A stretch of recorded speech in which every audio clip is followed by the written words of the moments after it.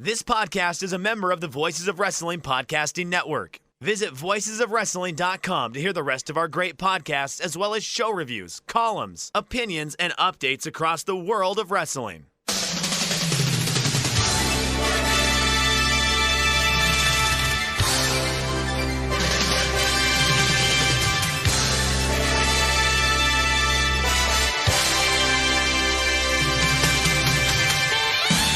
Hello everybody and welcome to J-Cast. I'm John Abraham, joined by Damon McDonald's. We've done all our complaining off the air. Just get it out of the way before the recording starts today. We got it all out of our system. A good 10 minutes of just how much and what we hate in life. And it has nothing to do with a virus, oddly enough. It's all the things that go along with it. I hope everyone is safe. I hope everyone is well. And I don't care, personally. No. You don't really care at this point. I've got no interest. Yeah, every man for himself at this point. Yeah, right? my life solely exists within the confines of this little hotel apartment. Anything beyond that is fake. Mm-hmm. It does feel like it, doesn't it? Yeah, no, look. We do a show about us, and that's about what the show has become. Well, it's always really been that way, hasn't it? You know, that part hasn't really changed, where it's all about us. But, yeah, I know, we just spent a good 15 minutes getting it out of our system of all the things we don't like. And it was a long list. But it was all the same theme, I think, right? Yeah, in the immortal words of Alan Partridge, who's a British comedy character, I just hate the general public. Yeah. Yep. Yeah, I really do. This, if anything, you know how like you hear, the resolve and the will. We'll get through these challenging times. I don't care anymore. Stop. Yeah. This pandemic has really opened my eyes to some of the lesser qualities of human life, and there are some people out there that are just, boy, it scratches your head how they get up in the morning. Really, what are we talking about? I'm with you. Like, one of my favourite books is Gulliver's Travels, and you know when he goes to Brobdingnag and where all the people are massive and he's tiny, and then when he gets up close to the people and he starts to notice, the disgusting little imperfections in their skin, and it's like an allegory for how when you really look at humanity up close and you start to scrutinise the way that people behave, it just is absolutely sickening. So that's what's happened here, isn't it? It's just shining a light into all the sort of dirty cracks and crevices and really exposing us for the fucking scum that we are. Yeah. And I'll go so far as to say that, I'm not saying I'm perfect, but my point is let's not talk about it. Let's not text me and talk about it. That's my point. Just don't text me or talk to me. Full stop. Yeah, just leave me alone. Just leave me alone. Just honestly, just leave me alone. I'm fine. What have you been doing with yourself? Anything new? Anything interesting? Filling the hours? Deleting texts. Not reading them. What have I been doing? I have. I bought. You know what I did? I bought. Are you familiar with the pro wrestling booking simulator TEW? Yeah, lots of people are talking about that these days. I've never played it myself. I won't, because that would just sort of open Pandora's box for me. I'd probably get addicted to it. But yeah, talk to us. What are your booking plans for TEW? Well, I had purchased it before, and then I got frustrated with it because it is on it's a Windows only application. Yeah, it's 2020, and it's a Windows only application. I have one laptop that I fucking hate on Windows. I just hate the thing. I just hate moving around in it, and I just, ugh. Probably because I don't know what the fuck I'm doing in it. Because I would say for 10 years I've been on nothing but a Mac. Anyway, I decided when I got this, I just wanted something to do, right? Kill some time. I decided to pick up. I was going to do Ring of Honor. I was going to take Ring of Honor modern day and make it great again, as a slogan would go. I'm not doing well.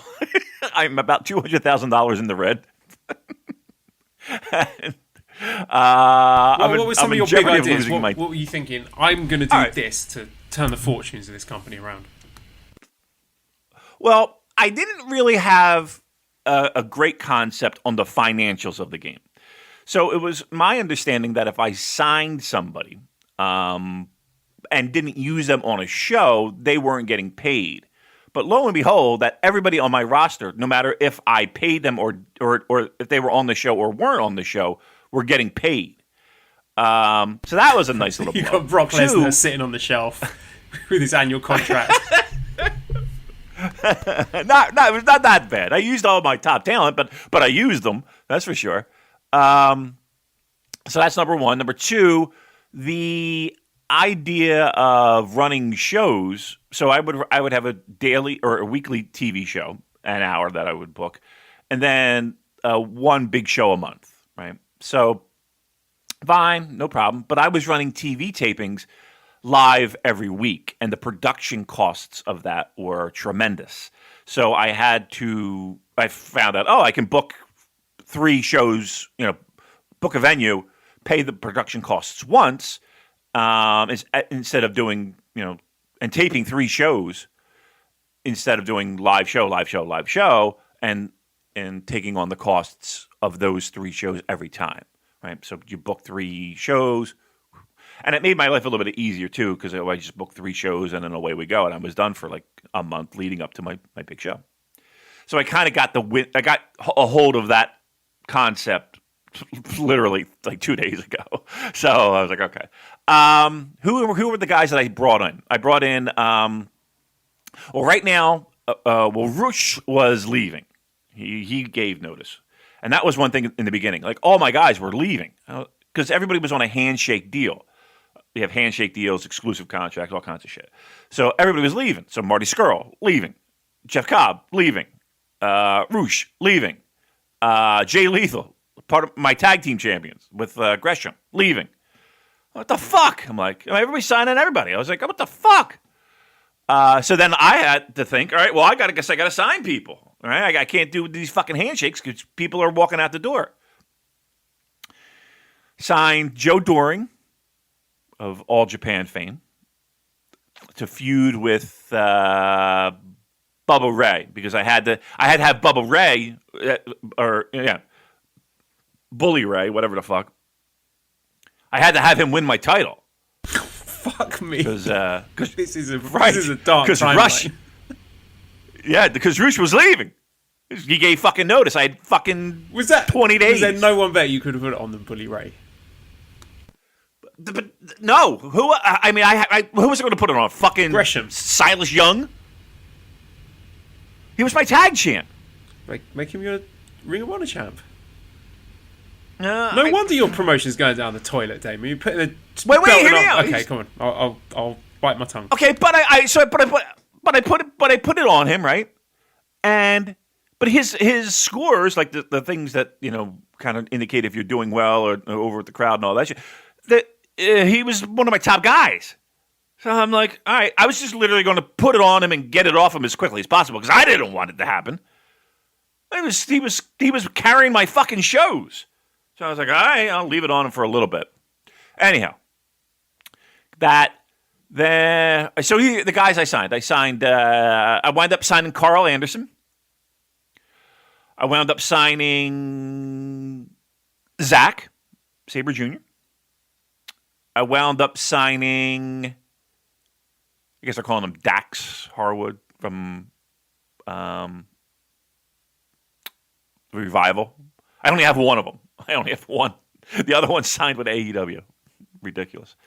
Who else did I sign? That was Davey Boy Smith Jr. So those are the guys that I have right now. And I have Lance Archer coming in at the end of the month. I picked him up. Awesome Kong is filming a movie. And that's really about those are the big ones that I signed.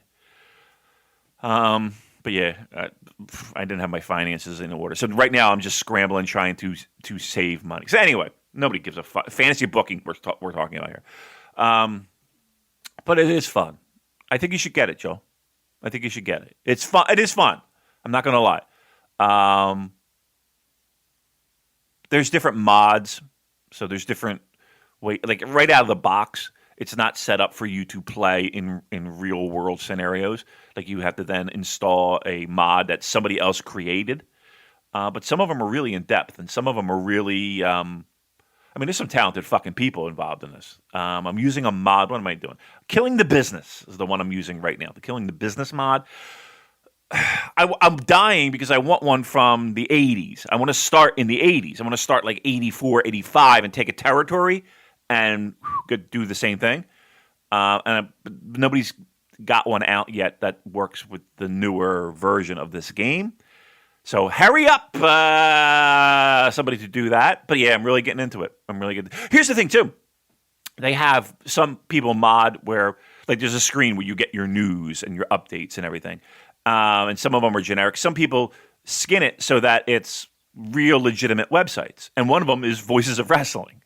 And then I'm thinking, well, how come we're not in this fucking game? I want a little fucking piece of this. I want to Super J-Cast report that Bully Ray sucks with the fucking ROH title. You know what I mean? I want that. I want to be involved. Nobody's done it yet, or at least not that I've seen. So that's when you know we've made it. Is when we reach that the booking simulators. But that and Fire Pro Wrestling, and I'm watching The Last Dance, that ESPN documentary on the Bulls and Michael Jordan, which is really a fucking outstanding one. They talk about Dennis Rodman. Dennis Rodman is in the NBA Finals, y'all. NBA Finals on a team that is legendary already. One of the greatest of all time.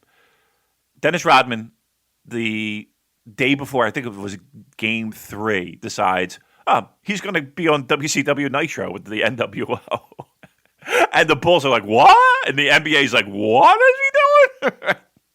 And he's just on NWO. He's just on WCW.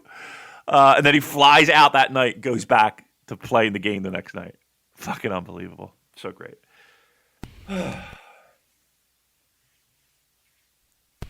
Just letting that sink. I know that went all over the place. I watched that Owen Hart documentary this morning. I kind of wish I hadn't. See, was that sad? Yeah. Yeah, it just made me angry as well. That was really sad. Just such a pointless death. It's... Yeah. The guy vehemently didn't want to do it. And yet, the pressures of performing. I remember watching that live. I remember I could tell exactly where I was sitting when I was watching that. In this very house, the very house I live in. Yeah, it was fucked up, man. It was fucked up because they had like a interview segment, like a little, bumper piece. And then they went to Jim Ross and Lawler, and they're like, "We have an issue here. we have a situation." And he's like, "This is real life." Like Ross just kept saying, "This is real life." And then I think actually what happened, they cut away to a live piece, and Deborah is in tears, and Jeff Jarrett is like, "What?" Because they were together. They were partnered up. And it was live, and he's like, "Oh, I don't..." And Deborah's fucking trying to hold back tears. And then they announced during the show that he had passed away. It's unbelievable. Unbelievable. And the thing that was unbelievable, too, is sadly, like everybody was talking about it in the sense of, it was major, major news. And it just... Didn't make pro wrestling look too good. That's for fucking sure. Guy died falling from a fucking scaffolding. And you know what else, Joel? As weird as this may sound, so like when I sit in the press box, I'm right there. Like I'm there's a door that leads right to those catwalks that lead to, like, I'm at the very top of the arena. And not that I think about it a lot, but there are plenty of times where I'm like, move. That's a long fall. That's for fucking sure. I can't imagine. Did you know that they wanted to strap somebody to him as he was dropping down? Like there was some mini, like one of the luchadors. I wanted to say they wanted to strap somebody to Owen Hart as he was going down, and Owen Hart, I'm no fucking way. Can you imagine if that actually? Oh my god! What a fucking that is a tragedy, man. Owen Hart was a big deal, at least for like newsletter readers, like in the late '80s, early '90s. Like he was the fucking talk of the town. Everybody wanted to fucking get Owen Hart tapes. Oh, unbelievable. What did you think of the documentary overall, though? Yeah, it was one of the better ones that they've done, because I felt with some of the other topics they've handled, they either haven't really added anything new, or they've been sort of handling the subject with kid gloves. Like they've been afraid to really dig deep and ask the difficult questions. But this one, I thought they pulled no punches. They were, gave Martha and Oj, his son, to the platform to really say what was on their mind, and basically point the finger at WWF and Vince for being responsible for this, for the lack of safety and just the absolutely mind-blowingly inadequate equipment that they used. But yeah, I'm not saying that everyone.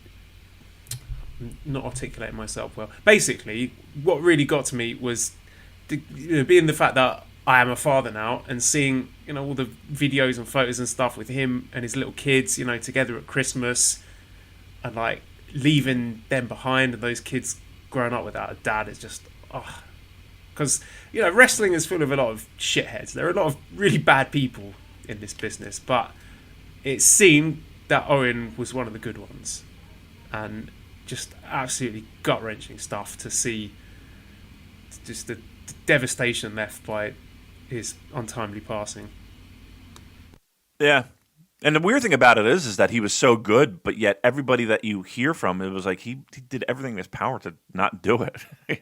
From he growing up, get and right? Yeah, he wanted to be a fireman, right? Is that the what I thought that's where I read somewhere. Yeah. Look, every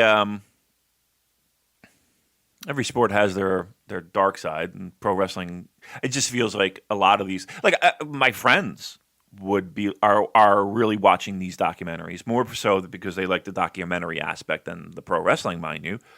But even then, they'll be like, "Is that really? What is that?" The Benoit one was eye-opening to a lot of people. They kind of remember it, but then they're like, "Oh my god!" And it's weird because I have to explain. I was like, "Yeah, he was one of my favorite wrestlers." And they're like, "Really?" I was like, "Yeah, he started it a lot in Calgary, New Japan." And I go, "Oh my god!" Yeah, it was weird. I mean, this is a weird show because I don't know if we're both really in a great frame of mind. I think last week was a real just terrible news week when it came to tragedies and shit like that. And that fucking Shad Gaspard story as well. Oh my god. You see that? Yeah, I did. That's and Larry Sonka, I can't imagine. Yeah. Larry Zonka is a guy that not that we talked to him or knew him, but we knew of him because his name was everywhere when it came to reviews. Like, you saw his name a lot. And I remember when the Purecast started, and Colin would, we'd try to reference people, and according to this person, or or we would do reports, or match results or whatever. And I remember one time, Colin came across his name, and he didn't know how to pronounce it, and I was like, Larry Zonka, like the football player. And Colin he's not really a sports guy, in any way, shape, or form. And he's just like the Larry Zonka reference. He was an old football player. But yeah, so his name kind of always stuck with us for that reason, because I would bust Colin's balls because he couldn't pronounce his name. But he hustled. He really did. Like, you saw his name everywhere when it came to show reviews. And I saw that, and I was just like, oh my God. Family, wife, kids. And yeah, it's just a fucking terrible week. We're not doing anybody any justice listening to this and making anyone feel better. That's for fucking sure. No, we're here. Why is that our responsibility to make people feel better? We need to be real. I agree. It's hard to fucking put a smile on a week like this.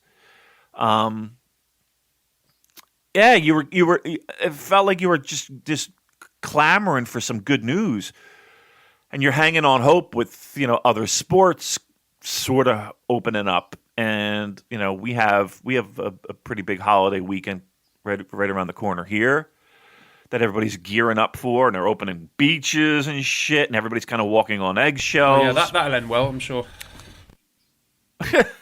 Trust me. I look. I get that. I don't know. I don't see it ending well. Be honest with you, but okay, I understand. We'll do it. Let's put it this way: I'm not going to the beach. There's no fucking way. I want to go to the beach if there was no pandemic anyway. Let's be truthful. Can't stand it there. Fucking all these people. No, go away. It's a time to treat yourself. Be kind to yourself. Be kind to each other. I've just sort of reverted into sort of self-comfort mode. I've got downloaded some old games that I know are going to make me feel good. Like, I've played them a million times before, but I know they're going to make me happy and make me smile when I play them. Like the old, like, point-and-click adventures. I don't know if you ever heard of or played the Monkey Island games, which are great. They're timeless classics. They're really funny, so I'm going to be playing some of those.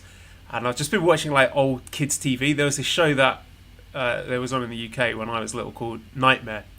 And the premise was it was kind of like the very early days of virtual reality. So this is late 80s, early 90s. And you'd have a team of four kids. So this would be kind of, around maybe sort of grade 5, 6, 7, that kind of age. And you'd have 3 advisors, and then one of the kids would be the Dungeoneer, and they put this helmet on which would obstruct their vision. And so the Dungeoneer goes into like a blue screen room, and it's like a virtual reality dungeon. So there are 3 people, 3 kids have to guide their friend around this dungeon world, and you sort of solve riddles, puzzles, and navigate them through dangerous stuff. And it just blows my mind watching this, because there's some pretty hardcore stuff in there, like, kids getting killed by giant tarantulas and cut into pieces and like these walkways with like spinning saw blades and getting their heads caved in by mace wielding characters. It's the kind of stuff that I loved as a kid, but I don't think they'd be able to get away with it these days. So that's what I've reverted back to, just like pure comfort, not comfort food, comfort TV, comfort games. Just I want to make myself feel good in these fucking depressing week it's been. Yeah, I want to be very truthful here, and not mislead anyone. If you've fallen back on comfort video games, I've absolutely fallen back on comfort foods. I can eat a whole fucking cake at this point in time. Oh yeah, I'm doing the comfort foods as well. Make no mistake about that. When I realised I could get my hand on big bags of salt and vinegar crisps here, that was it. It's taken years off my life. Yeah, I'm with you. How much weight do you think you've gained? Give me an estimate. I don't know your imperial units of measurement. Probably at least a stone. Stone. I guarantee there's a stone in me somewhere. There's that and a kidney stone with all the fucking crap I'm eating. Yeah, I feel like physically feel terrible. You know what I mean? Like I just feel like just blah because the garbage that I've been putting in my body has been unbelievable. When is this going to end? I'm going to send. Sorry, you go ahead. I'm going to send you a video clip. But you go on. What were you saying? Yeah. Okay. No, I was going to say, I was just going to try to fucking spin this in a way that's somewhat positive and somewhat related to New Japan Pro Wrestling. I did see that they were going to open up the shop. Where am I? This is it. Okay, you're on a ledge, on the edge of a cliff. All right. So Tell us what you're seeing. we were till Mark 32, okay? Yeah. Well, there is a kid, and he's standing on a ledge. Spider's just come over the top piece of the ledge. A time for you to fly, Stephen. Unless that is you want to be trapped. Oh, jeez. It's like three nerds in yellow shirts trying to help this kid get across this ledge with a giant spider. Stop there. It's really scary for a kids' TV show, isn't it? Certainly is. Hope we're not breaking any copyright here. Oh my God. Yes. So these kids are kind of talking them through. Think of it this way: as if you were blindfolded and you had a group of friends that were kind of say, "Okay, now move left, now move right," what have you. And it's kind of like this green screen, I guess. And the kid is on a ledge, and he's got to walk past this giant tarantula. And there's three other kids looking all the nerdy. Right? They all have matching yellow polo shirts. Behind computer screens, I guess they could see the monitor, and they're kind of coaching the other kid to kind of get through. Yeah, that's actually pretty fucking cool. You know what? What's it called? Knightmare? Yeah. It's all on YouTube, all 8 seasons of it. I'm fucking watching that shit. I'm watching it. I'm doing it. I'm going to send you one more. It reminds me of. While you're talking, go ahead. All right, send me one more. Let's do this one. Let's put this one on as well. This is actually pretty entertaining. I got to be honest with you. I can't wait for this to come through. Oh, there it is. Video from Joel. All right, here we are. All right, I'm going to hit play. Oh.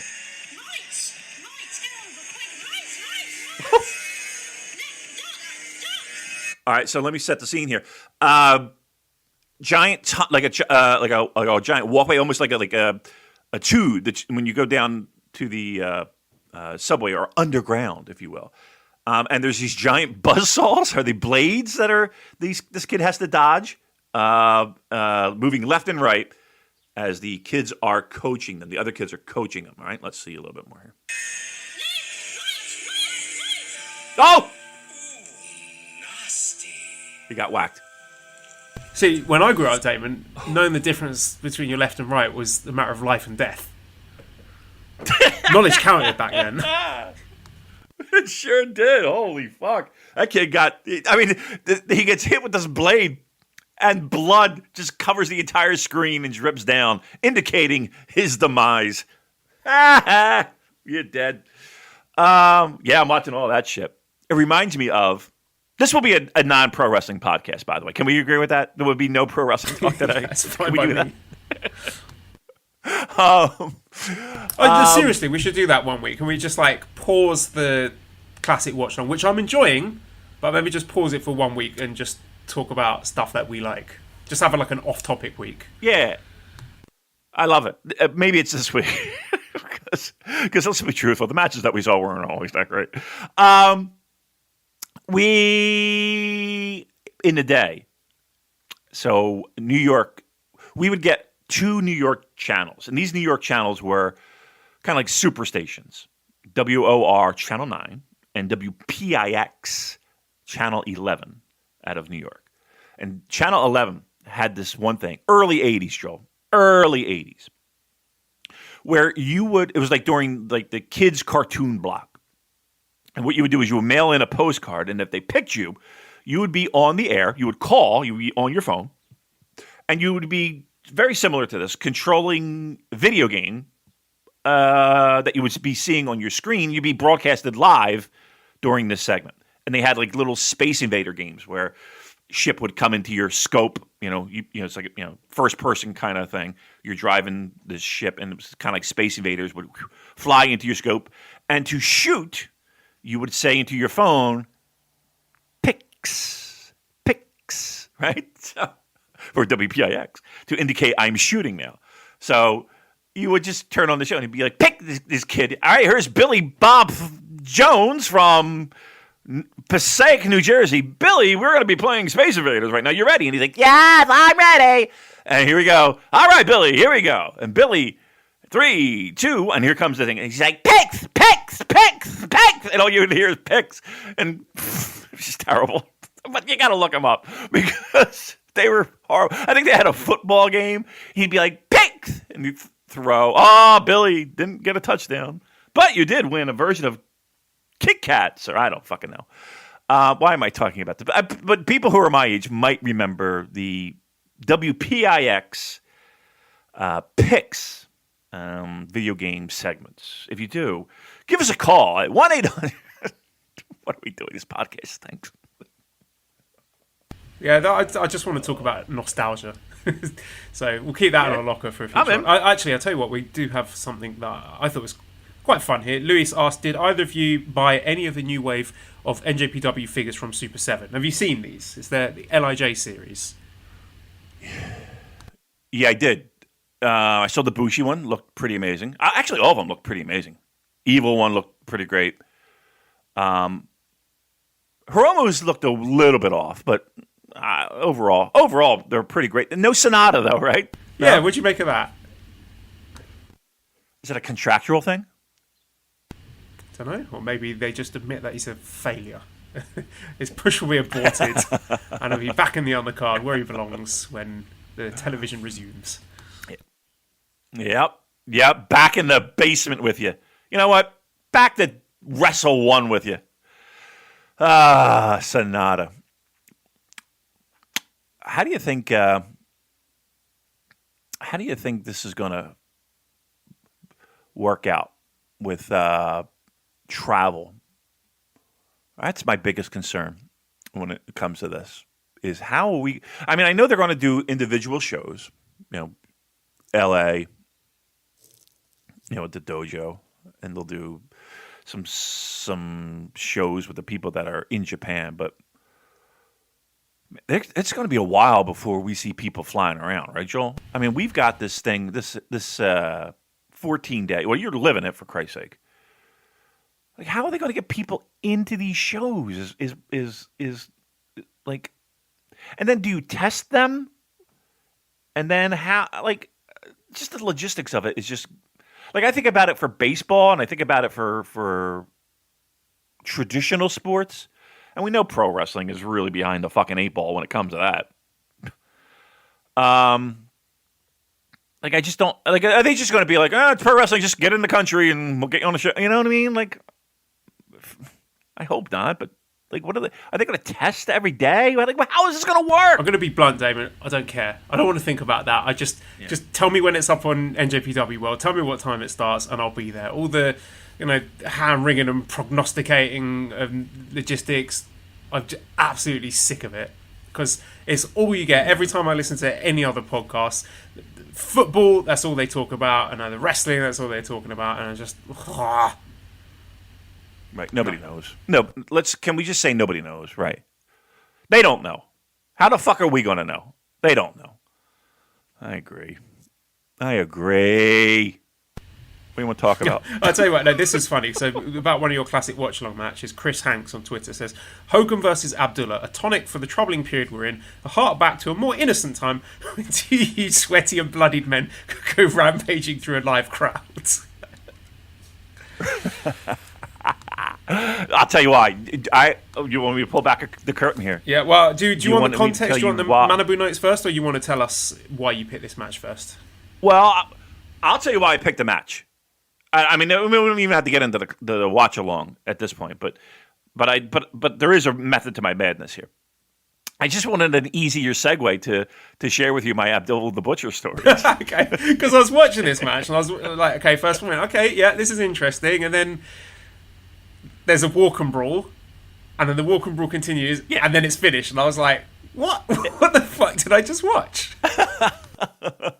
Oh, you watched a classic Abdullah the Butcher walk and brawl. But here's the thing, though. To me, let's put it this way. I can name one other person where if they came barreling through the crowd, I would be running for my fucking life. And that's probably Suzuki, right? Because Suzuki just feels like he's a guy that, while he's going to be careful, his main objective is instilling fear into people. Abdullah the Butcher, to this day, scares the fuck out of me. You know what I mean? Hepatitis and all. Scares the fuck out of me. He looks the part. I would be running for my life if he came barreling toward me. Fear of God. Did you know that I managed Abdullah the Butcher on one show? I did not. This sounds like a story time with Damon. Here's a story from Uncle Damon. Here's a story from some point in his life.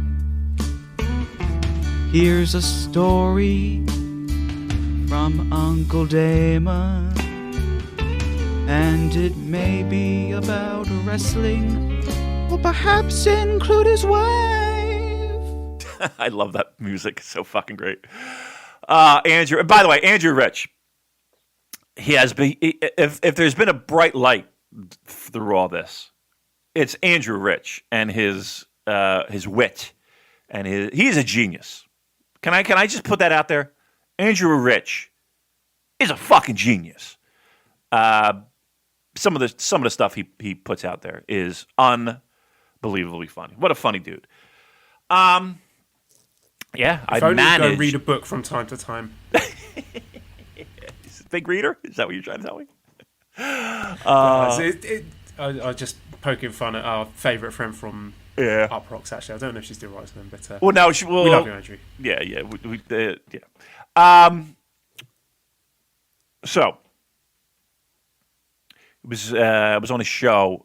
This guy Doc Diamond would run shows in Jersey. And he booked us for this show. And I was just figuring I was going to work with, the guy I work with, Twiggy. And that was going to be that. But then apparently they needed somebody for Abdullah. And the main event was Abdullah the Butcher versus Manny Fernandez, the Raging Bull, Manny Fernandez. So I'm sitting in the locker room, and there was one person in there who was at a lot of shows. She worked a lot of shows. Amy Lee. She's like, Madonna, you want to do work with Abby? I mean, he needs a manager. So on one side of my head, I'm like, holy fucking shit, yeah, I do. Wow, okay, cool. But then the other side, Abby had a little bit of a gig me. Yes, Abby has a little bit of a reputation, and especially in these parts. Because he would work, Larry Sharp would run shows, WWA, he would run shows, and there was this manager, I forget the name of the guy, but he was a manager. And, yeah, he has the old blades in the fingernail gimmick, and do the old chop, and whoosh, away you go, you're bleeding. Well, Abby was a little careless with that blade at one point, and the guy had a scar that ran from his forehead around his eye and down to his cheek. And I'm like, I ain't fucking, that can't be me. I got to go to fucking work the next day. You know what I mean? Monday. That can't fucking have that happen. So here we go. Imagine going in with that, like you were your face stitched up. Like, what happened to you? It's like, do you know Hulk Hogan, right? Right. Work your way down to Abdullah the Butcher. Yeah. Right. That's exactly right. And here's the thing, Joe, I was in sales. So I had like a sales territory where I had to drive to different places. And it was not going to go over. And I just didn't want to be fucking scarred for life for $20, if that. So we're in the locker room, and I don't know if you have you ever heard Abdullah the Butcher talk? Refresh my memory. Very high pitched, like a voice coming out of the body that you would be like, that does not fit. Very high pitched voice. Like So Anderson Silva. So he sits down, and it's fucking Abdullah the Butcher, and he's like, how you doing, brother? How you doing? He's like, how long you been in the business? Blah blah blah blah blah. A couple years. Blah blah blah. He's like, you bleed? I'm like, nah. I was like one of those. It's kind of like the guy who offers you Coke at a party. And, he's a little sketch, and you're like, nah, I'm okay. That was that. I was like, nah. Okay, just stay with me. You go. And then here comes Manny Fernandez over. All right, brother. I'm gonna you bring Abby and you get in my face and just giving me the business, and then I'm gonna hit you a couple times and you go down, and then we're gonna go up. I'm like, okay, whatever you want.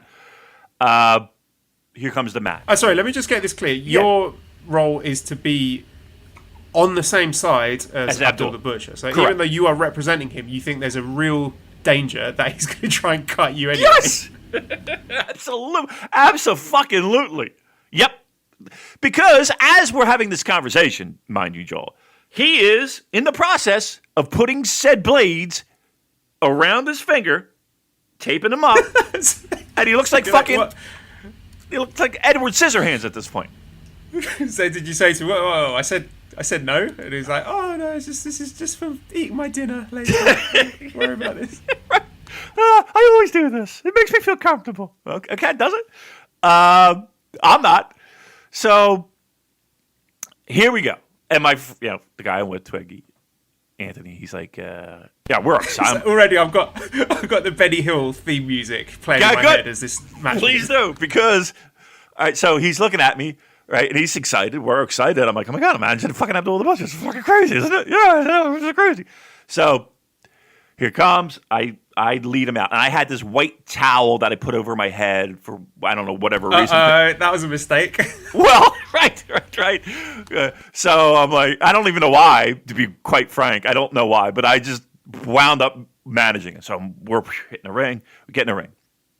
Here comes Manny. Music hits. He gets in the ring. Now I got to give him, tell him how much he sucks and how much Abby's great, and he's going to kick his ass. You're a hunk of shit, Manny Fernandez, blah, blah, blah. So here I go, wagging my finger, and bop, bop, bop, bop, bop. He grabs me, throws the punch, light as a feather, and I go down like a fucking sack of potatoes, right? Because, in my mind, I'm a tub of shit manager in New Jersey, and you're fucking Manny Fernandez. You should be able to knock me out with one punch. I go down. Abby comes over, boom, now they're brawling. Bop, bop, bop, bop. They're doing their shit. Joel, if Abdullah the Butcher, if you have your ring, if Abdullah the Butcher is, we'll just call it side A, I'm on side C, right?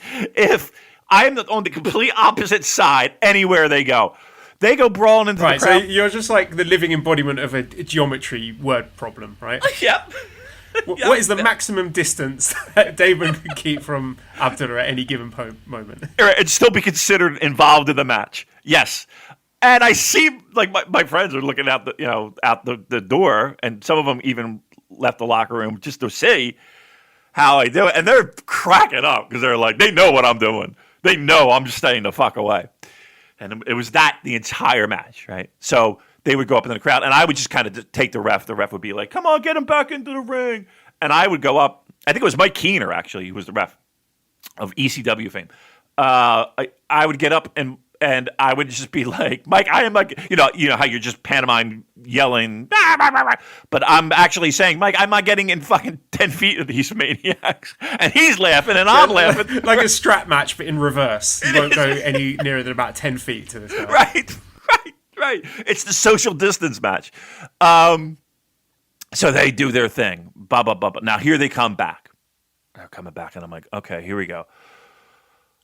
I don't know if it was a combination of stupidity or if it was I just felt like I was doing nothing or I don't know what it was. But as they're coming back, I kind of stay my ground a little bit. And the next thing you know, I'm in the mix. I'm in the mix of this match. And Abby decides he's going to grab me. And he swings his arm back as if he's going to chop me. And Joel, I kid you not, the words that came out of my mouth, loud as anyone could hear. First, ah, like that, right? This is not like me acting scared. This is me being scared. And I went, I have to work on Monday.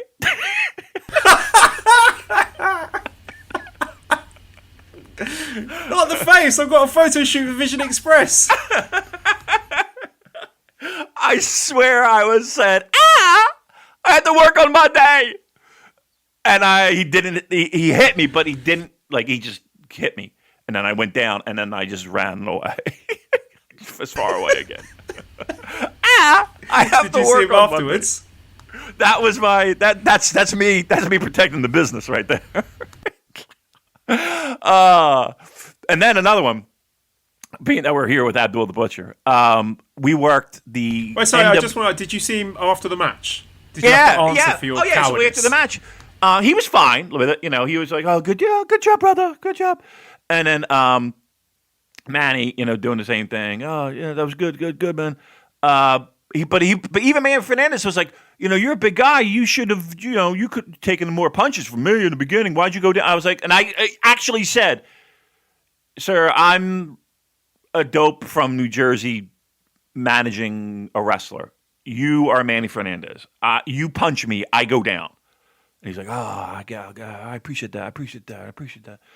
So, I felt like, listen, I'd rather err on the side of caution, when it comes to that. What, I'm going to sit there and fucking no-sell Manny Fernandez? I'll get my fucking teeth handed to me. The next punch. The strong start, like, fighting spirit spot. Get right in his face. Right. Hey, that ain't happened. One punch. It's all, I'm going, my ass is... I've got a question for you. Let's imagine you are doing a similar role with current members of the New Japan roster. Which current active member of the roster, if anyone, are you not bumping for immediately when they punch you?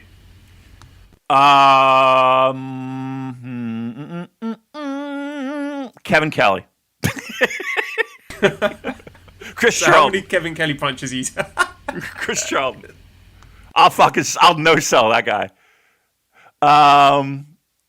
In ring,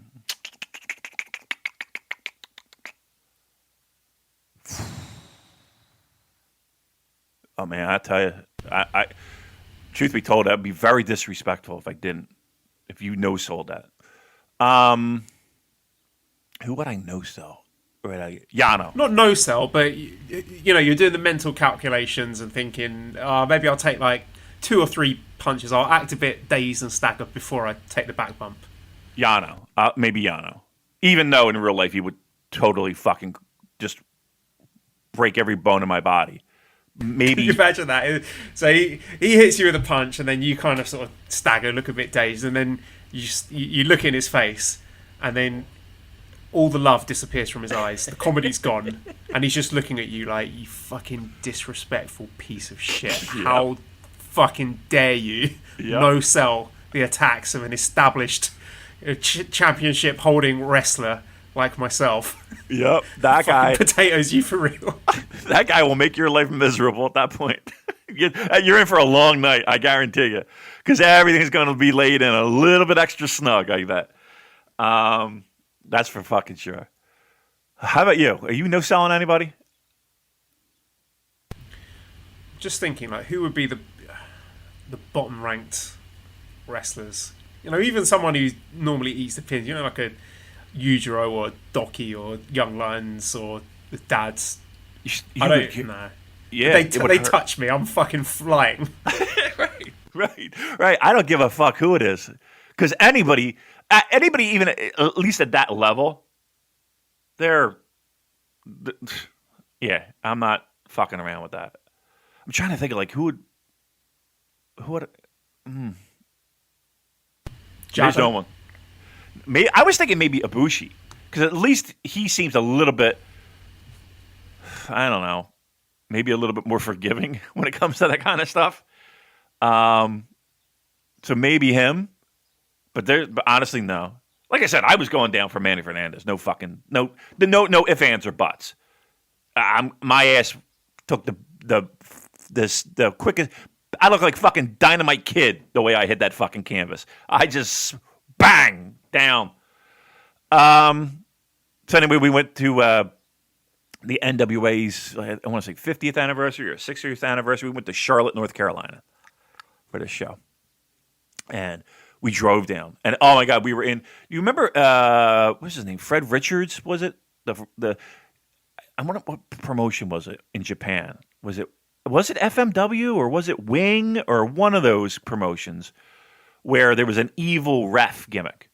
You might want to look it up. Fred Rubenstein, but he was a referee for Dennis's NWA, and he was a good guy. He was like a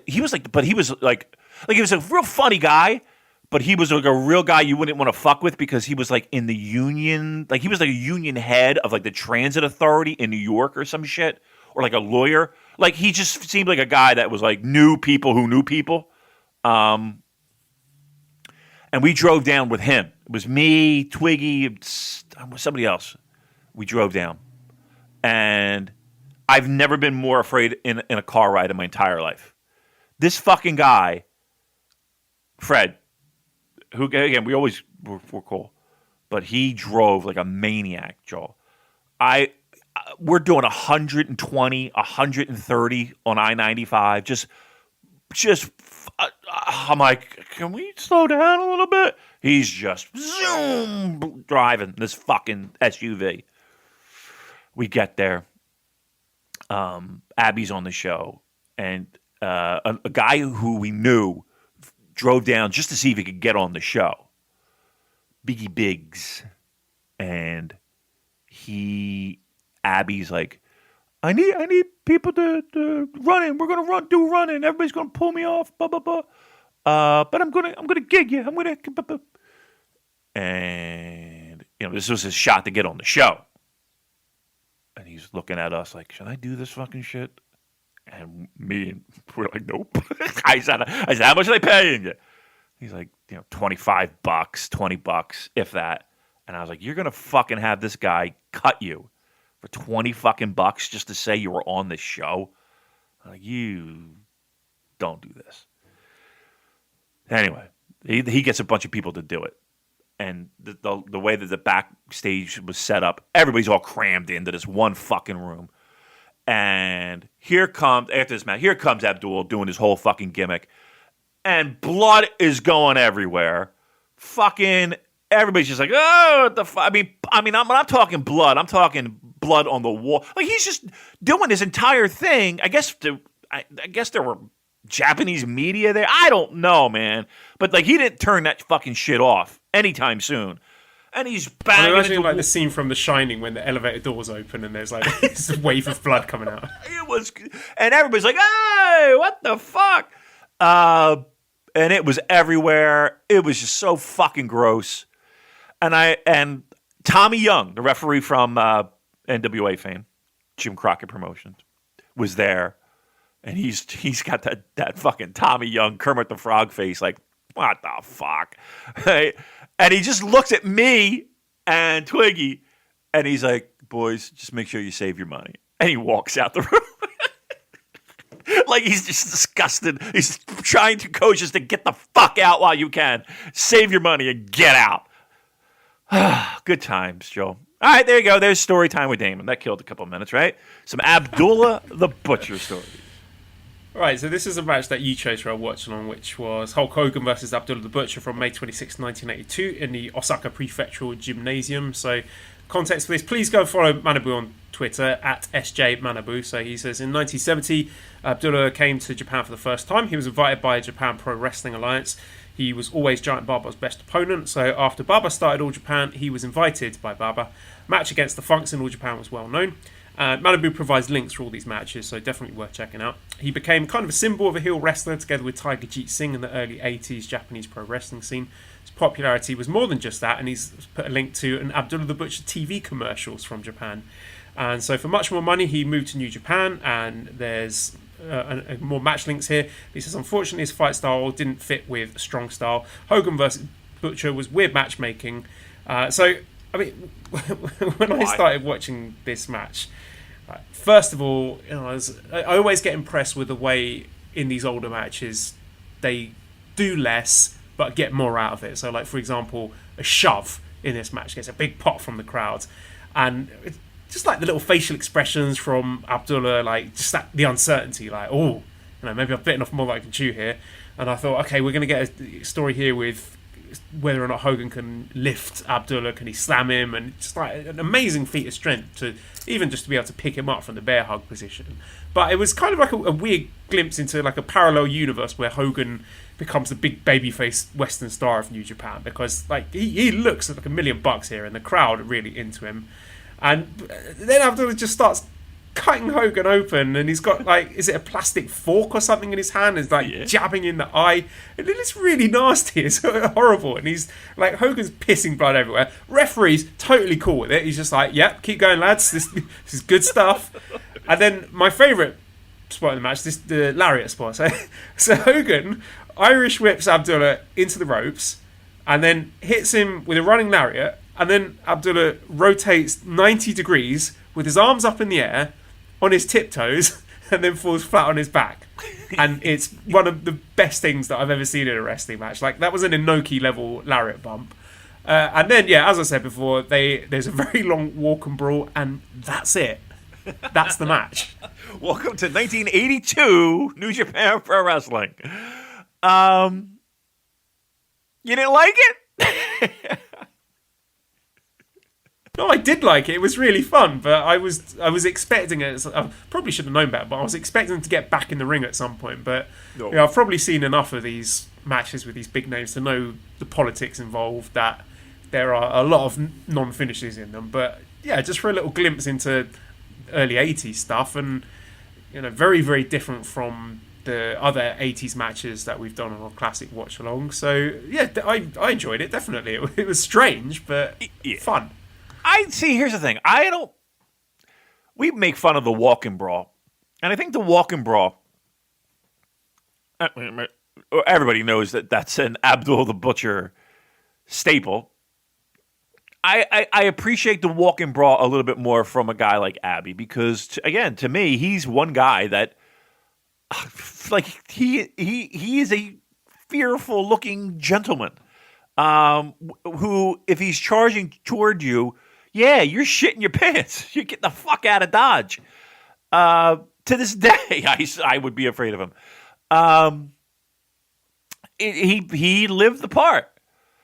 So that, I don't know what it is. Is it that does add a little bit of excitement, over Izuka doing the same thing in Korakuen. Like, to me, Izuka doesn't scare me. Fucking Abdullah the Butcher fucking scares me. But yeah, I mean, that's his match. So I feel like if you've seen one Abdullah match, you've seen them all. But I could watch a million Abdullah matches, because just it's like a punk band. Music's not that great, but it's those 4 fucking chords mean a lot, and the energy that he brings, like the room changes. Where people are smiling, laughing, and running for their lives at the same time. So I kind of enjoy that. And sometimes I like watching the crowd a little bit more than I like watching the match, because I just love to see their expressions and how they're jumping over each other to get the fuck out of the way. Do I like doing that in a show? No, but I like watching other people do that. I don't know. And Hogan, as weird as this sounds, I don't know why we would bring this up, but I do have a small fascination with how people do Blade Like I do have, like when I know it's coming, and I see them reaching into their tights, or I see them reaching into the wrist tape, or I see, I don't want to expose the business here, but like I appreciate a pro wrestler who can do that and do that as inconspicuously as possible. And I always get a laugh out of the ones that are just so blasé about it. And it's so like, I'm going to unwrap my blade. I'm going to stick the blade as high as I can in the air. I'm going to jab it in my forehead. I'm going to then take that blade and, like you see everything. Like there's a one whole like ceremonial ritual preceding the actual gigging. Right. I'm going to drink this chalice of wine. There's one. I was watching one tape, one show. It was Snuka versus Albano, I want to say, from Madison Square Garden. Joe, I kid you not, it was the worst blade job I've ever seen in my entire life. Albano is standing up, running around the ring, like running around the ring after getting a headbutt.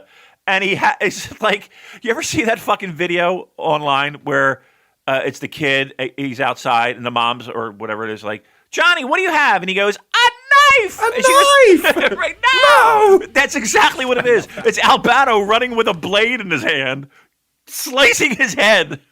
It's so terrible. So I'm watching, so in this match, I watch Hogan do it, and it felt like he was going for it, like he just didn't do it once and then let it fucking go. Like, he did it, and then he got hit a couple more times, and he's doing it like 3 or 4 times, and I'm like, God damn, you're bleeding. You're bleeding fine. Like, you're good. You don't have to do this anymore.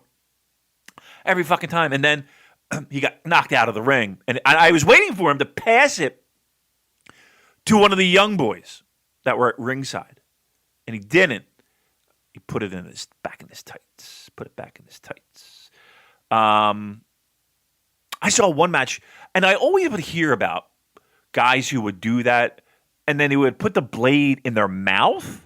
You ever hear people doing that? I mean, I never saw anybody. I was like, that is the stupidest thing to do. Why would you put that fucking blade in your mouth and then do whatever? I don't know. Well, that seems like the dumbest thing to do. You got a fucking razor blade in your mouth. I actually saw somebody do that in an Abdullah the Butcher match, All Japan. It's like early 80s, 70s. I couldn't even tell you who it was. It would have been like Animal Hamaguchi or somebody like that. I saw him put it in his mouth, and I was like, oh my fucking God. He did it. First time I ever saw somebody put it back in their mouth. You see him put it back in their wrist tape, in their trunks, maybe even in their boot. Throw it under the ring. I don't know. Fucking guy put it back in his mouth. I was like, ugh, unbelievable. Anyway, I'm fascinated by people who blade and how they do it, and I appreciate the professional bladers, the guys who do it, and you didn't even know it happened. I appreciate those guys. Well, there we go. There's our blading match of the week. First match I picked was the G1 Climax 1998 final with Shinya Hashimoto against Kazuo Yamazaki on August 2nd, 98 in Ryogoku Kokugikan. So the context here from Manabu, Kazuo Yamazaki joined New Japan in 1981. He was an attendant for the first Tiger Mask, Satoru Sayama. When Sayama left New Japan, then Yamazaki left too. So after that, he was working as an instructor in the Super Tiger Gym. And when Sayama joined the first UWF in 84, so did Yamazaki join. And then after the first UWF was over, he came back to New Japan as a member of UWF, left in 1988 to join the second UWF. So he's basically just following UWF wherever it goes. And the main event of the first show of the second UWF was Akira Maeda against Kazuo Yamazaki. And then after the second UWF was over, they separated into 3 promotions. Yamazaki joined UWF International, and he was in a gatekeeping role. Then he left UWFI, returned to New Japan in 1995. So that brings us to 1998, where the G1 was a single elimination tournament. So Hashimoto made his path there by beating Tatsutoshi Goto, Tenryu and Kojima. And Yamazaki went through a murderer's row of opponents. So he beat Fujinami, Sasaki and Chono. And this is a match that Yamazaki said is his best match.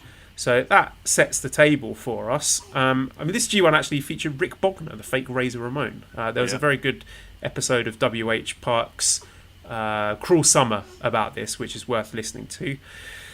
So I wanted to ask you, Damon, about this strong style term, because I'm a little bit confused about what exactly does it mean. What is real strong style? Is this match strong style? Like, what is it? Help me out here. Like, I feel like it's. I mean, originally it's just something like a marketing term, that felt like it's been blown out of proportion. People use strong style, and they'll use that to describe New Japan, and they'll use King's Road to describe All Japan. And to me, like, it was just used in the beginning anyway for New Japan to kind of differentiate itself when it came to making pro wrestling seem more legitimate than it was. To me, it's strong style is not just people hitting each other as hard as they can, right?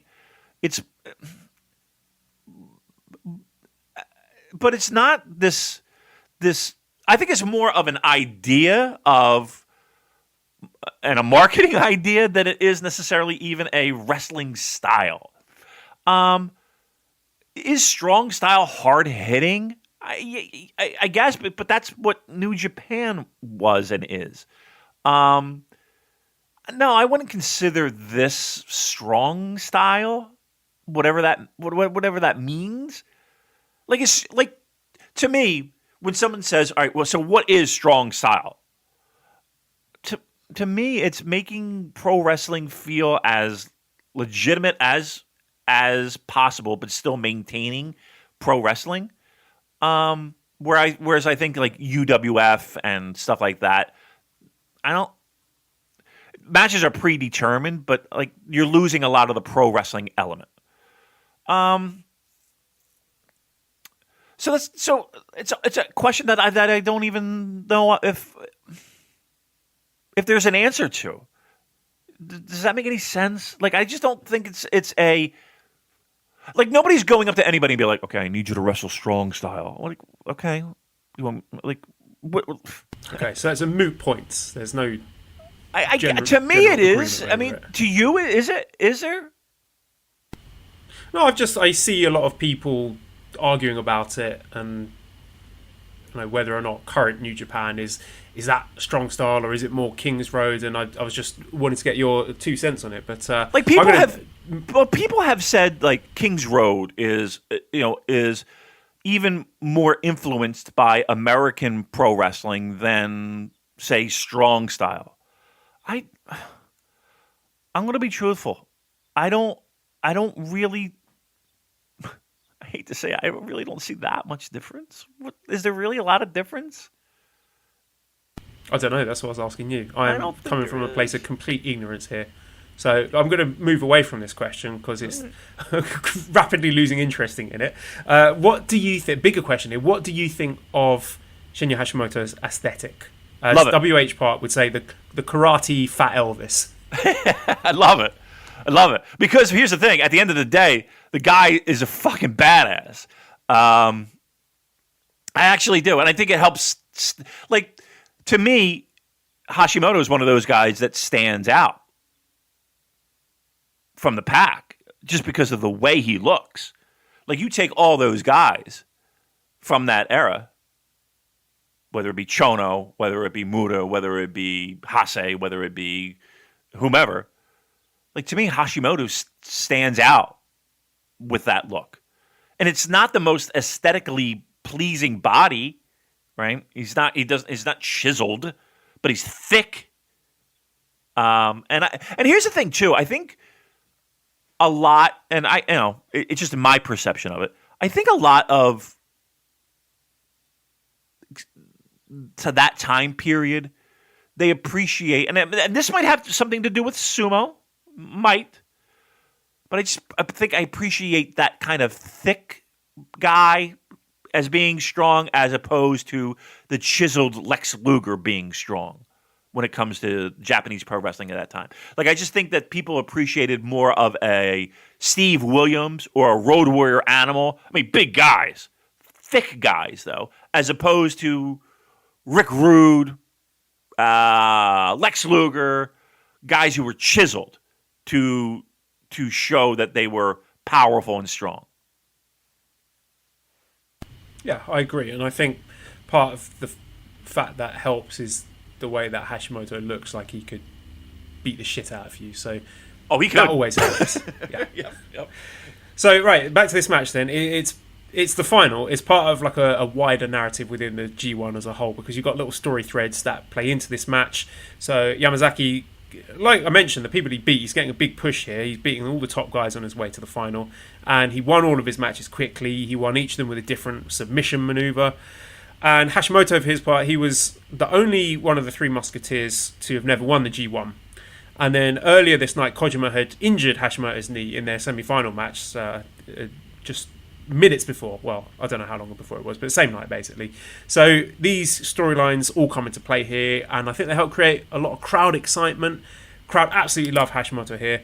And it's not his first match with Yamazaki. They had a match at the January 4th Tokyo Dome show, Wrestling Worlds 1996, and in February 97, when Hashimoto was champion. So Hashimoto won both of those matches, and normally you might think that the drama, is compromised, a bit lopsided here, if Hashimoto winning his third against this guy he's already beaten twice before. But the way that the match is built, you find yourself rooting for both guys in a way.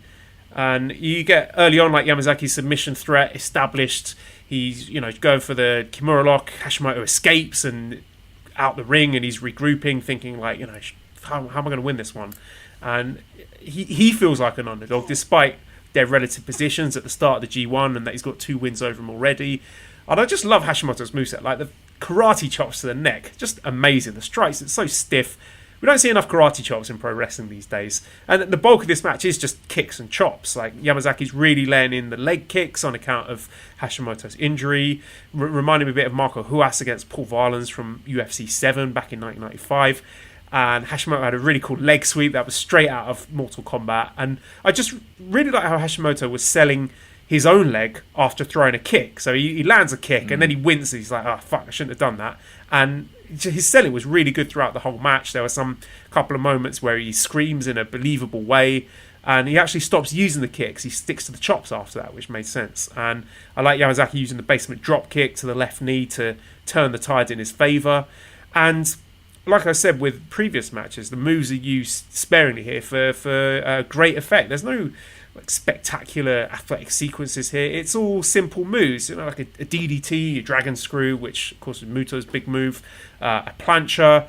So we're setting up Yamazaki as a submission specialist here, and Hashimoto's bad knee. So late in the match, when Yamazaki slaps on the knee lock, the crowd are red hot. Like, every time he puts on a submission, the crowd react like it's the finish, just given that he has finished these big names before in the same tournament. And then each time Hashimoto gets to the ropes, the crowd are thrilled that it's still going. Yamazaki's getting more and more frustrated when Hashimoto's escaping from these submissions that he previously used to put away Fujinami and Sasaki and Chono.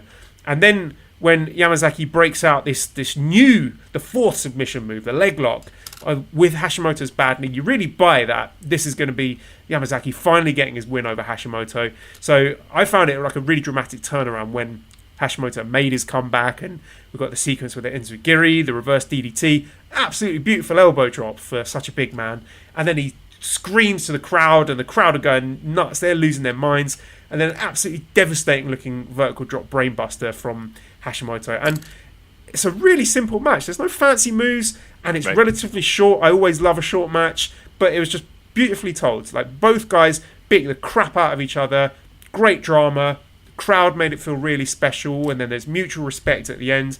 And even though Yamazaki's losing his third in a row to Hashimoto, he still gets over in defeat. And yeah, arguably the best match in both guys' careers. So what did you think of it? Yeah, I love the match. The idea of less is more plays heavily in this match. You're right. It wasn't a spectacular match where there's just you're popping out of your chair for moves. This was a well laid out, well told. I wouldn't even necessarily say slow build, but again, it was all based around chops, kicks, working over the leg. Less is more. Now, I'm a firm believer that if you take matches out of their time period and out of the bubble, it's hard for people, especially new watchers, to kind of look at that match and be like, okay, it seemed like it was, that the crowd wanted it, that the crowd was into it and the crowd got it, but does it hold up to a match, say, of I don't know, modern time where there's, a Shingo and an Ospreay, let's just say. And I think the disadvantage that this match has over a match like that would be, you don't have the advantage of the context. They're able to do less is more because of the people who they are and the educational process that the fans had to go through to understand that, all these moves really do mean something. And when there was a big spot, it meant a lot, right? That brainbuster being one that you called out specifically. Yeah, I did like the match, and I liked it a lot. And I think it's a difficult thing to kind of look for less is more,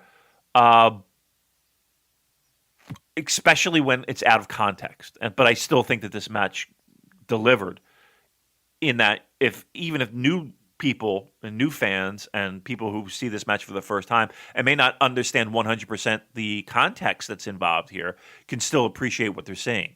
But know that took years to build for people to be educated on, okay, this means something. Like, you couldn't just put that match in the middle of, Kansas City, Missouri and expect it to get over as well as it did there just because of everything else that surrounded it. Years of buildup to allow people to do less is more. So again, when people talk about all the flips and all this and all that and blah blah blah, yes, understood. But the idea of pro wrestling collectively kind of leading you to this one point, this one match, and other matches of that is an educational process that you can't just parachute in and do. So again, match is perfect for the time and the work that the company put in to educate the fans to get to that point. I think it's interesting when, even if you look at modern day stuff, comparing different like Tokyo Dome main events. Like if we see a match like the first Omega versus Okada, which is like an incredible athletic spectacle from two guys who are doing some really sensational, like breathtaking moves. We've got Kenny flying through a table. We've got the top rope dragon suplex with him landing right on his head. But then you compare that to the Naito Okada match that we saw at Wrestle Kingdom Night 2 this year, which doesn't have anything like that. There's no, really breathtaking moments of athleticism or danger like that. It's just a perfectly told wrestling match that has a lot of story and context going into it. So I guess that's another example of your point. If you take that match out of the story and the history, then it might not be as special. Well, it wouldn't be as special as it is because it's you need all those different threads going into it to make it dramatic. Right. And to me, that's what makes pro wrestling great, right? You need those threads of a build and story and why things are important. Again, I hate to use this as an example, but I love Pro Wrestling Guerrilla, and their Best of Los Angeles are always pretty fucking amazing shows and great pro wrestling. But there is something to be said about there is something to be said about episodic television like Mid-South 86, UWF Mid-South 86, 87, where it's that the matches themselves, let's be honest, aren't necessarily always that great, but it's the context of where we are and the build and everything that surrounds it that makes a lot of these things pretty fucking great. So I think pro wrestling today has that advantage of making matches, individual matches, great just by throwing caution to the wind and just going for it, putting the pedal to the fucking metal. Whereas there are great matches back in this time, 80s, 90s, but what makes them really great is the context around them. Whereas I don't know if you would necessarily have a ton of that in this version of pro wrestling. I think New Japan does a really good job of doing it, and I think there are places where you can get that, but it also, keep in mind, it is a little bit harder to do. I don't know, a little philosophy of pro wrestling there. The second match you picked was from G1 Climax 2004 in the B block, Kensuke Sasaki versus Yoshihiro Takayama, August 8th, 2004. We're back to the Osaka Prefectural Gymnasium here. So, context from Manabu. So, Yoshihiro Takayama passed the first UWF tryout when he was 20 years old, but he couldn't debut because of an injury. After that, he was working as a lifeguard. One day he met Miyato, who was the booker of UWFI, at the beach by accident. Miyato remembered him, gave him tickets to a UWFI show. He was shocked and remembered his dream to be a wrestler, so he joined UWFI. In 1995, there was New Japan versus UWFI, and of course he was a member of UWFI, and there's a link here to a match he had against Takashi Iizuka. He joined Golden Cups, which was Yoji Anjo's faction. They often had matches against Fuyuki-gun, which was Fuyuki, Jado, Gedo, and Jericho. When UWFI held Jingu Stadium show, UWFI executive Ken Suzuki asked Giant Baba to borrow Stan Hansen. Baba said no, but Kawada could be okay. So Kawada versus Takayama happened in UWFI. Next year, Takayama wanted to do a rematch and appeared on All Japan as freelance. And he also did some MMA in 2001. Of course, there's a very famous match with Don Fry, with them having a very memorable punch exchange there. 2002, he took the GHC title at Noah.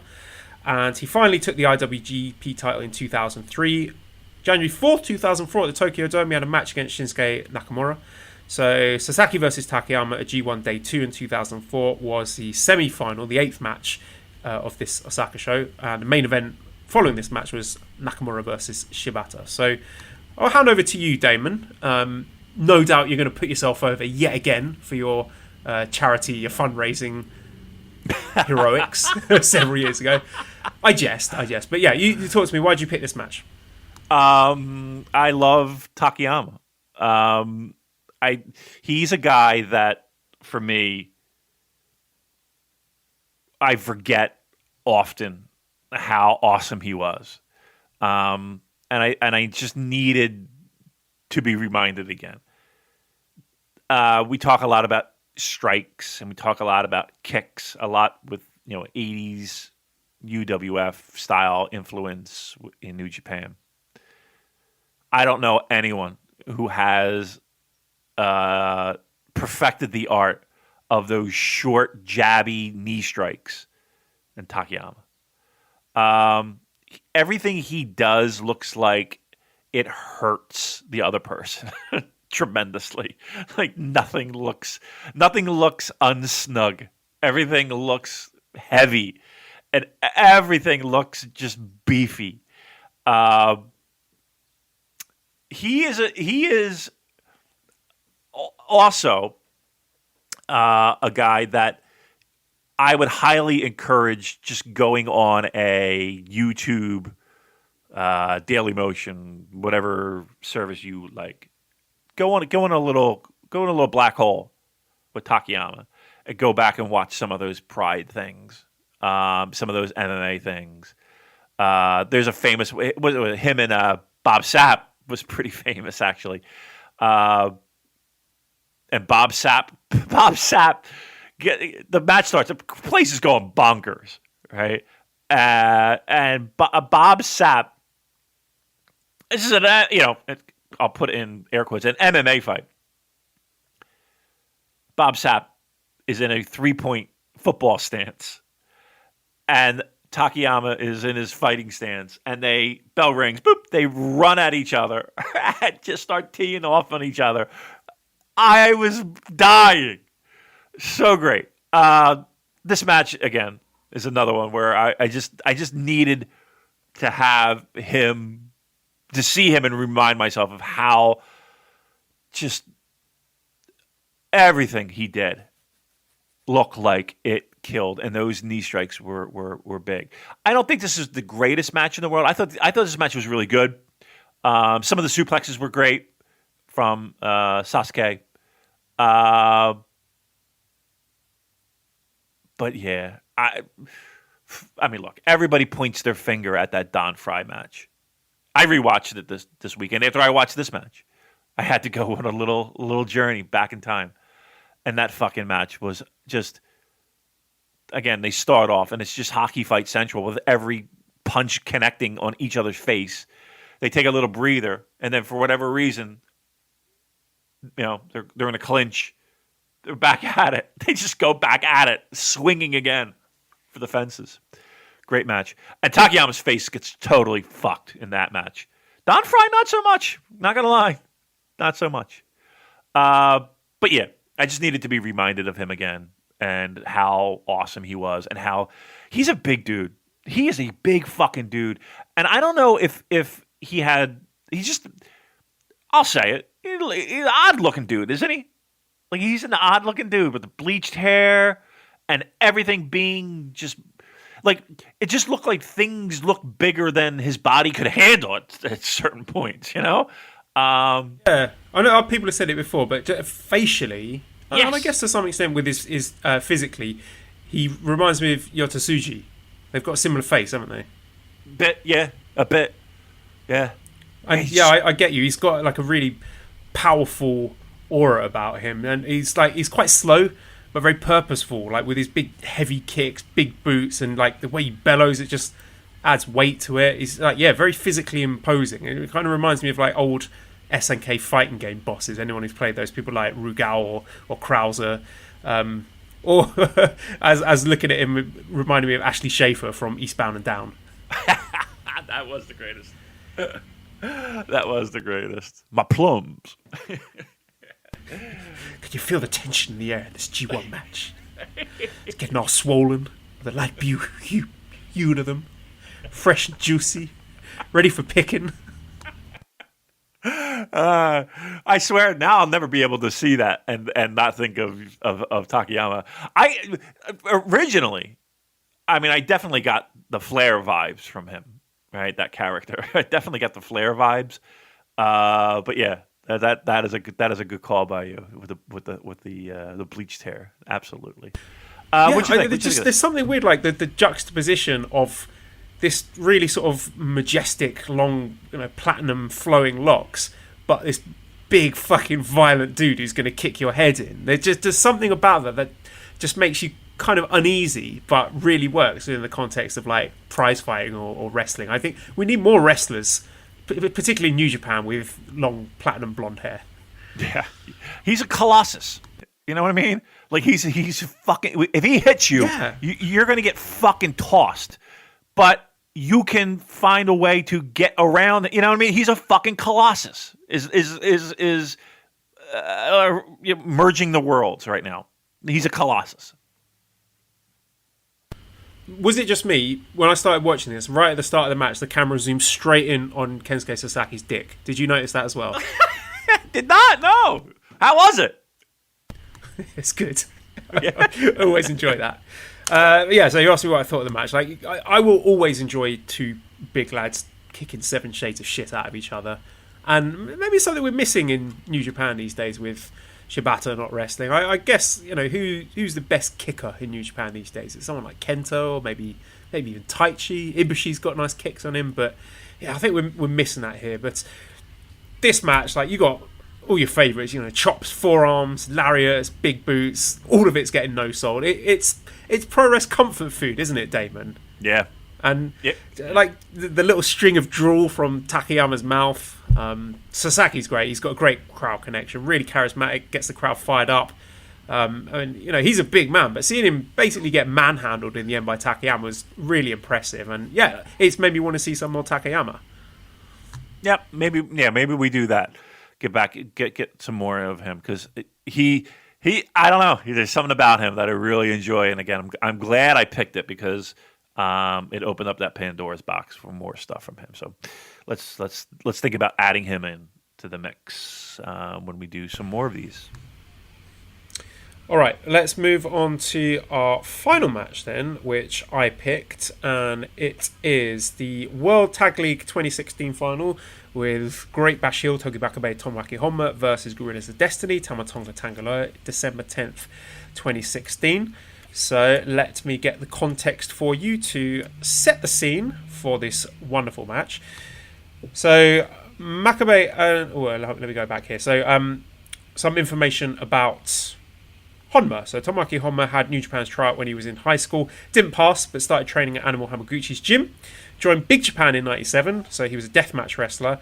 Left Big Japan, appeared on All Japan as a freelancer. He was offered to fill in the undercard because All Japan had lost a lot of wrestlers there, like Misao Okabashi, Akiyama at the time.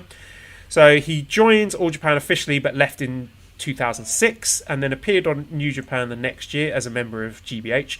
And in 2009, Makabe was betrayed by Yano, and the rest of the members of GBH joined the new faction Chaos, but only Honma stayed with Makabe. So he became Makabe's tag partner and always supported Makabe wherever they went. And Honma has actually challenged for the Intercontinental title at Korakuen at the end of 2011. I think it was against Masato Tanaka. And in 2012, he was fired due to a private matter, but returned to New Japan in 2013. And in 2014, he entered the G1 for the first time because Ibushi was injured just before the G1 started. And although he lost all his matches, he was able to enter the G1 in 2015 too. Makabe and Honma faced Naito and Evil at the World Tag League 2015 final. And they won the IWGP tag titles at Wrestle Kingdom 10, lost them to GOD at Invasion Attack 2016. So the World Tag League final in 2016 was the rematch. So I went back to listen to an old episode of the New Japan Purocast from... Oh. If you want to listen to this one, hold on a second. For some reason, Mally just decided to come in, leave the door wide open, and then walk out again. So we're probably picking up noise from her Thai TV drama. So I'm just going to close the door. I'll be two seconds. I'm going to keep talking. You might be able to hear me still. Yeah. How inconvenient. Right, I'm back. So this episode of New Japan Purocast was really interesting. A little sort of time capsule thing. Even though it was only about 3.5 years ago, you talked about your quest to buy Liger's gear. There's talk about Billy Gunn and Yoshitatsu versus Chase Owens and Bone Soldier. There's a bit of prognostication about Hinare's future. There's a Brian Breaker and Leland Race versus War Machine match that you got hot takes on. So I thought it was interesting coming at this match from December 2016 perspective and a May 2020 perspective, because the expectations are different here. Because I don't think this is any kind of blow away like match of the year or a classic tag match or anything like that. It's got its flaws, but I think it's arguably both team best match. So I wanted to focus on what I think worked well as compared to these teams or wrestlers' recent output, because Gorillas of Destiny are a team that a lot of people hand wave, and the matches are sometimes, quite often, underwhelming. So when you take the next 3 years of their output and then compare it to this one, I think you look upon this match more favourably, because at the time you and Colin were like, yeah, this match is all right, pretty good, it's a decent main event, but you were talking about should Gorillas of Destiny be put in this position when they're still quite green as a tag team? You're saying, these guys are the champions, they should be doing better than this. And you were saying, well, hopefully they've turned a corner now and hopefully they're going to improve, which, given the years that followed, maybe that's not the case. But I wanted to talk about what I liked about this match as someone who's coming back to view it historically. I always like the face paint for Gorillas of Destiny, and I thought here they looked menacing, they looked intense, even though they're getting no reaction from the crowd. And this match clicked with me because I thought Makabe was a really good, defiant baby face in peril. I thought he had good chemistry with Tama Tonga. I loved them screaming and swearing at each other. Crowds absolutely loved GBH. They were really desperate them to win, and it just seemed to me that Gorillas of Destiny were more dynamic here than they are usually. They're moving faster, they seem more aggressive. Obviously Honma's able to move better too, and then we got the table, Chekhov's table established early on, so there's that sense of danger, and then you eventually get the double powerbomb spot. Looks brutal, you think Honma's finished, and then you get Makabe trying to survive the repeated magic killers, and it made Gorillas of Destiny look like a well-oiled ruthless, violent machine that are going to systematically separate and destroy each part of their opposition. And I thought there were some creative, if not the best executed spots. There was a bit like with a gun stun from Makabe's King Kong knee drop, which was a little bit sloppy because Makabe looked like he was about to fall off the top rope. But I thought the way the camera caught it was pretty good. And I just enjoy Tama Tonga when he's fired up. He's screaming like, yeah, fuck this! And I miss that passion from him because you don't seem to get that so much these days. And then, like, finally, when you know Makabe, he can't possibly kick out anymore, then Honma makes a big save. And I just thought it was laid out really well. The way he appears from off screen, and Honma just shows real heart as he keeps clutching Tanga Loa's leg to save Makabe. And they build up these moments of real drama that, you know, it could be the finish, like the Makabe powerbomb, Honma setting himself up for the Super Kokeshi, Crowder with him every second, and then Tama Tonga makes the save. So you get these little dramatic peaks and that tease and build on each other and escalate. And then finally you get the big spot, the Doomsday Kokeshi. Tanga lands on his head, which looked really brutal, and then they layer the finishes on top of each other. So you got the Super Kokeshi, King Kong knee drop after that. So like Tangaloa's not kicking out of this. So I thought it was very satisfying, and not the greatest tag match in the world. Bit sloppy at times. The crowd brawling at the start always makes me switch off a bit. But I think this might be both teams' best match. So going back when you rewatched it, did your opinions on it change at all? I mean, It did a little bit. I mean, let's be honest. Truth be told, going into this, I couldn't believe I was sitting here in a pandemic, going back and watching, Makabe and Honma against God. I never thought that would be in my future, but here we are. No, it's not a bad match, and I didn't go back and listen to what I said back in the day, but I can't imagine it being too far off of. It was a good match. And it was a solid ending to a tournament that we wanted it to end as quickly as possible. I don't think anybody was doing cartwheels over that World Tag League. We like the fact that Makabe and Honma did get the win. He gets the finally gets the check box next to the W. Match was good. I don't know if it's the best God match I've ever seen, but can you name a better one off the top of your head? That's what I was going to say. I don't know if I could instantly be like, that one was better, right?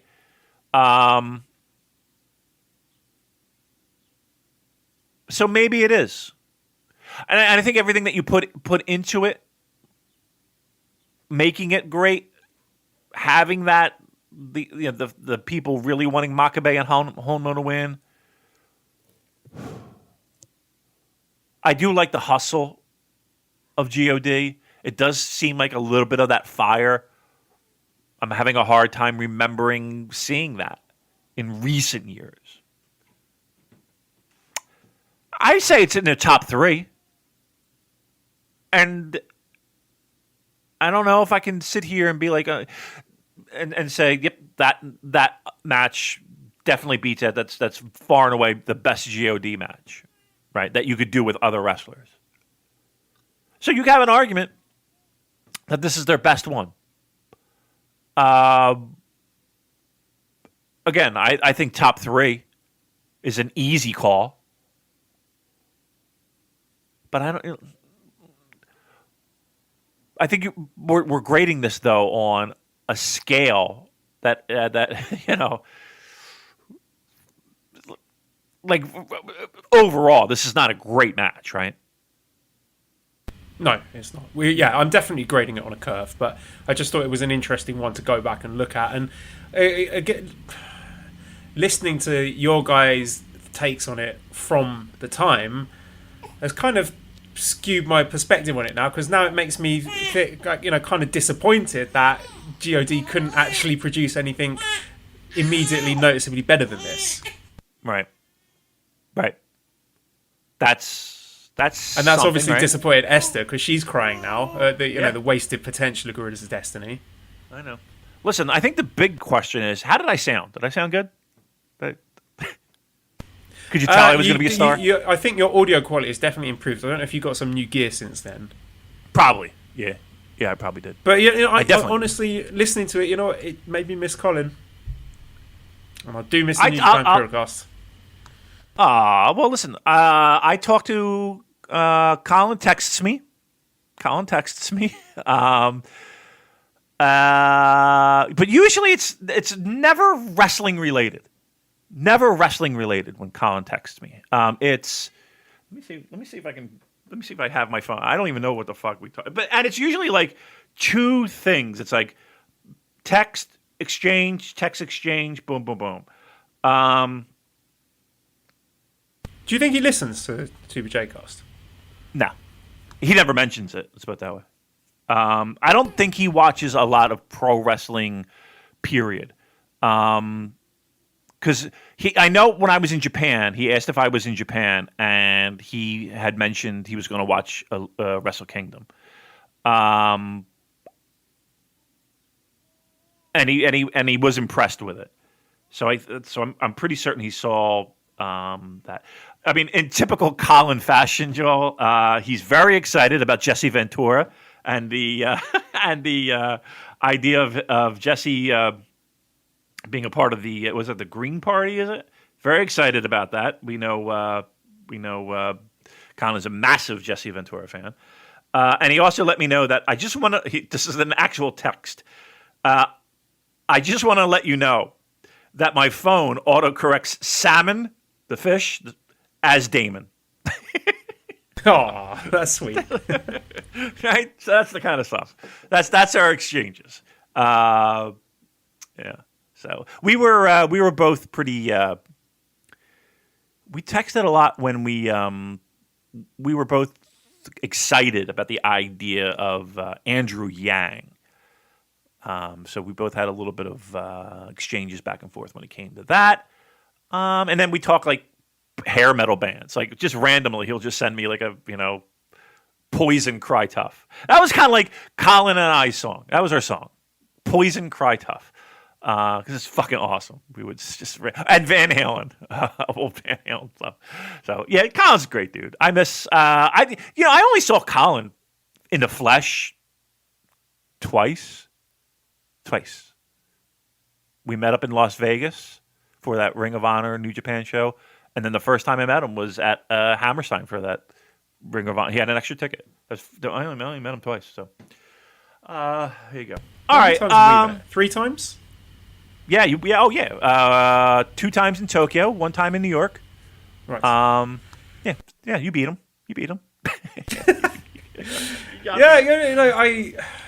You guys had great chemistry. It's so fun to listen to. And I'm always like, because I'm like your current girlfriend who's a bit sort of paranoid and insecure about the ex-girlfriend and sort of comparing myself and thinking, am I good enough?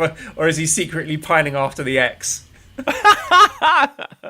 No, this is not me fishing for validation. This is me being honest and sharing my insecurities with you and the listener, because they were very, very big boots to fill. And I'm not expecting. I don't want anyone directly comparing us, because I think we're putting out a different product to what the New Japan Purocast was. But I think a really big fan of. Even just going back and listening to just this random show where you're talking about the World Tag League was just a lot of fun. I appreciate that, and I know he does too. And again, I think it's a little bit of a different show. I think a lot of the elements are the same. I think a little bit different. But here again, the thing is that I think that it went as far as it could go. And trust me, podcasting burnout is a real fucking thing, right? It's a real thing. And Colin wanted to do other things in his life. He was in the process of moving and jobs and all kinds of stuff, and it was just. And I gotta be honest with you, one of the things that bothered him, and I don't want to speak for him, but like one of the things was just a lot of that interaction that you do very well that neither of us wanted to do. You know what I mean? Like we just didn't want to do that. So again, I just think that. For this show, I think that you've been able to take it to a place that it would never have been able to go. that I told you that flat out. I said I appreciate the like what you bring to this show is awesome. It's babies crying in the background, cat invasions. But here's the thing. Again, it was more of the first time I talked to you. I was like, all right, well, let's just get together and talk and just see if we can hit it off, and we did. You know what I mean? Like that was important to me. Like if that didn't work, if that phone call didn't work, that conversation didn't work, then this wouldn't have happened. But even from the gate, I was like, oh my God, the guy's smart. Like, I gotta be honest, when I was, I remember talking to Cheryl about it, and I was like, yeah, he seems really smart, much smarter than me. He's going to find out really how much of a fucking dope I am. It's that accent. It is. I mean, but then it adds a certain layer of polish. But again, I think I've always said I appreciate everything that Colin did, and Colin, he's a Hall of Famer. Super JK. We got to think about the Super JK's Hall of Fame too, by the way, sometime. That nonsense, that useless thing. We got to do that. We got to come up with a new round sometime. So I have some ideas for that as well. All right, can we wrap it up? I got to get to work soon. Yeah, no questions. I don't feel like talking. I don't give a shit. Okay, redcircle.com/shows/super-day-cast. If you would like to give us some money for this great content that we give you for free each and every week. Discord link is in the show notes if you want to join in all the fun topics and discussions there. ProWrestlingTees.com/SuperJcast if you want to buy one of our t-shirts. Massive thanks as always to editor Dan. You can find him on Twitter at LousyHero219. Subscribe to Voices of Wrestling Podcast Network. Give us a 5-snake review on iTunes. Follow us on Twitter at SuperJcast. Thank you everyone for listening, and goodbye.